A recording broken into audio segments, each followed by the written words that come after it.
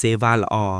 នាំមកនៅការជឿទុកចិត្តពីពលរដ្ឋក៏នឹងមូលដ្ឋានមណ្ឌលសុខភាពងៀងញងមានការកែលម្អច្រើនទាំងសម្ភារៈបរិក្ខារក្នុងមណ្ឌលនិងបរិស្ថានជុំវិញពិសេស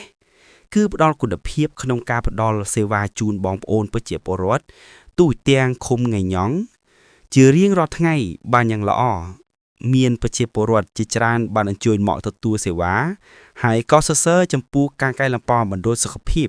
និងការផ្ដល់សេវាសុខភាពក្នុងឆ្នាំ2025នេះក្នុងពេលថ្មីនេះ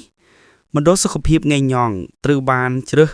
ក្នុងការដាក់ប្រកួតអង្គភាពផ្ដល់សេវាសាធារណៈគំរូដែលកំពុង